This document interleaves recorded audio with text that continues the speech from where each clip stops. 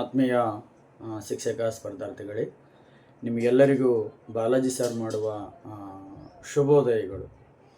ಭೂಮಿಗೆ ಬಿದ್ದ ಬೀಜ ಎದೆಗೆ ಬಿದ್ದ ಅಕ್ಷರ, ಭೂಮಿಗೆ ಬಿದ್ದ ಬೀಜ ಎದೆಗೆ ಬಿದ್ದ ಅಕ್ಷರ, ಇಂದಲ್ಲ ನಾಳೆ ಫಲ ಕೊಟ್ಟೇ ಕೊಡುತ್ತದೆ ಎಂಬ ಏನು ಮಹಾನ್ ವ್ಯಕ್ತಿಯ ನುಡಿಯಂತೆ ಇಷ್ಟು ದಿನಗಳ ಕಾಲ ಎಷ್ಟೆಲ್ಲ ಏನು ಸ್ಪರ್ಧಾತ್ಮಕ ಪರೀಕ್ಷೆಗಳು ನಿಮ್ಮ ಜೀವನದಲ್ಲಿ ಏನಾಗಿದ್ದಾವೆ, ಫೇಲೋರನ್ನು ಕಂಡಿರ್ತಕ್ಕಂಥ ಉದಾಹರಣೆಗಳು ತುಂಬ ಇದ್ದಾವೆ.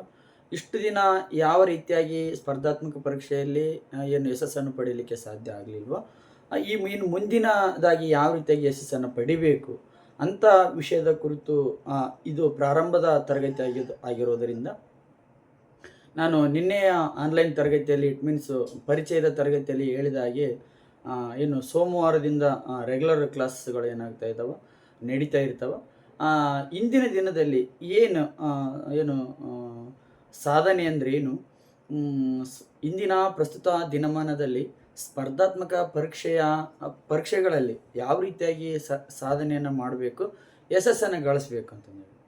ಸ್ಪರ್ಧಾತ್ಮಕ ಪರೀಕ್ಷೆಗಳಲ್ಲಿ ಯಶಸ್ಸನ್ನು ಆದಂಥ ಸಂದರ್ಭದಲ್ಲಿ ಕೇವಲ ಏನು ಇಂಗ್ಲೀಷ್ ಮಾಧ್ಯಮದಿಂದ ಓದಿ ಬಂದಿರತಕ್ಕಂಥ ಮಕ್ಕಳೇ ಸ್ಪರ್ಧಾತ್ಮಕ ಪರೀಕ್ಷೆಯಲ್ಲಿ ಪಾಸ್ ಆಗ್ತಾರೆ.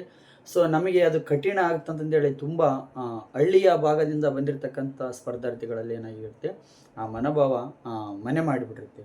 ಅಂಥ ಮನೋಭಾವವನ್ನು ಏನು ಮಾಡಬೇಕು, ಪ್ರಸ್ತುತ ದಿನಮಾನದಲ್ಲಿರ್ತಕ್ಕಂಥ ವಿಜ್ಞಾನ ಮತ್ತು ತಂತ್ರಜ್ಞಾನವನ್ನು ಬಳಸಿಕೊಂಡು, ಇನ್ನು ಆರ್ಟಿಫಿಷಿಯಲ್ ಇಂಟೆಲಿಜೆನ್ಸ್ ಅಂತಂದೇಳಿ ನಾವು ಕರಿತಾ ಇದ್ವಿ, ಆ ಎಲ್ಲ ವಿಷಯಗಳನ್ನು ಬಳಸಿಕೊಂಡು ಯಾವ ರೀತಿಯಾಗಿ ನಾವು ಜೀವನದಲ್ಲಿ ಏನು ಒಂದು ಕಠಿಣವಾದ ಸ್ಪರ್ಧಾತ್ಮಕ ಪರೀಕ್ಷೆಯನ್ನು ಎದುರಿಸ್ಬೇಕಂತಂದೇಳಿ ಮಾತಾಡ್ತಾ ಹೋಗ್ತಾ ಇದ್ದೀನಿ.